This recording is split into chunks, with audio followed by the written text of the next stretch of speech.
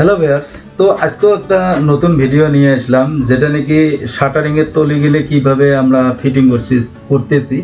তো এই কাম গেলে অ্যাকচুয়ালি কী করা লাগে, লাইন লেভেল পুরে মানে একুরেট করে নেওয়া লাগে। লেভেলটা আপনারা যদি ভাল করে নিবার পাইছেন, আপনার কামটা সুন্দরভাবে কামটা মানে সমান হয়ে যাবে। তো যে কোনো কাম করার আগত হেড যখন লাগাইবা, হেড লাগার পরে আপনারা তলি লেভেল করে নেবে। তো এই তলিতে লেভেল কইরা আপনারা কাম গেলে ভালোভাবে করবার জন্য চেষ্টা করবা। এইভাবে তলি গেলে একদম সুতের কইরা নিবা।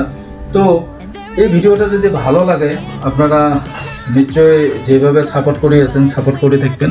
তো আজকে আমি আপনাদেরকে দেখাইতেছি কি শাটারিং কিভাবে করে, লেভেলিং কিভাবে করা লাগে, তলি গেলে কীভাবে করিয়েছি আমরা।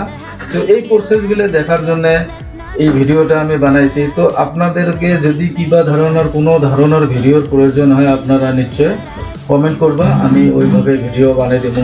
আরও যদি কিবা আমার কভার আছে আপনারা কমেন্টের মাধ্যমে কয়া দিবা, আমি ঠিক ওইভাবে ভিডিও বানাবো।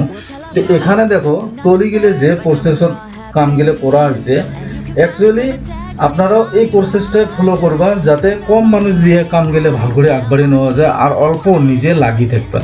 এইভাবে দেখো শাটারিং গেলে কীভাবে করা হয়েছে। যেহেতু আমার এটা ডুপ্লেক্স ছাদ, আমরা মাটির তলত থাকি একবারে 2 নম্বর ছাদখানে ধেয়ে শাটারিংটা করছি। আর এই সাইটত দেখো 3 নম্বর ছাদখান, যেটা নাকি সাইটের মধ্যে দেখা যায়, এটা মাসাং পাতি দিয়ে উপরে আবার ছাদ ঢালা হয়েছে। কারণটা কি? কারণ এত লম্বা বাঁশ লোড টানবে না। যখন নাকি লোড টানবে না, আপনারা যদি অল্প স্বল্প জায়গা হয় 4 ফুট 5 ফুট 6 ফুট, তখন এইভাবে মাসাং পাইতে নিবা। মাসাং পাতি নেওয়ার পরে আপনারা মাসাংটা বহুত হেভি করে নেওয়া লাগবে, ঘন ঘন করে বাঁশ দেওয়া লাগবে।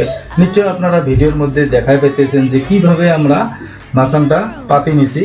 তো ঠিক আপনারা ওইভাবে মাসাং পাতি নিয়ে ওইভাবে কাজগুলো করবা যাতে অসুবিধে হয় না, যাতে আপ ডাউন হয় না, জার্কিং হয় না। কারণটা কি, যদি জার্কিং হয়ে যায় তখন কিন্তু আপনার ছাদটা আপ ডাউন হবো, যখন লোড পড়বো তখন ডাইবা যাব। তো এই মাসাংটার উপরে অল্প সতর্ক থাকবা। আর এইভাবে শাটারিং গেলে যদি লাইন লেভেল সব ঠিকভাবে যদি করতে পারেন তখন কিন্তু অসুবিধে হয় না। তো এইভাবে আমরা 1 নম্বর ছাদ 2 নম্বর ছাদ 3 নম্বর ছাদ পর্যন্ত করা যায়। আর যখন নাকি আপনারা দেখবা যে এটা বহুত লম্বা প্রসেস হয়ে গেছে, তখন তো আপনার জস লাগবে।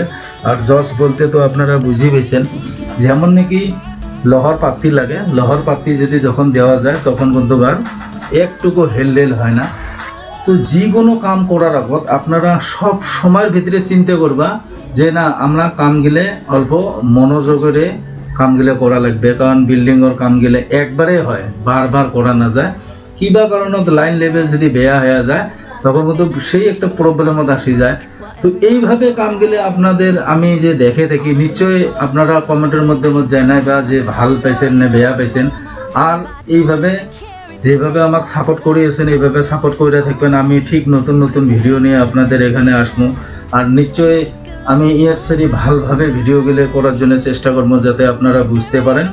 তো আমি আজকের জন্য এতটুকু ভিডিও দেখাইলাম, যাতে ইয়ার নেক্সটত আরও আমি নতুন নতুন ভিডিও নিয়ে আসতেছি। তো আপনারা বেশি বেশি শেয়ার করে দিবেন, কারণ শেয়ার করলে অন্যরাও পাবে। তো এইভাবে আপনারা আমার ভিডিওগুলো যে দেখার জন্য বহুত বহুত ধন্যবাদ থাকেন।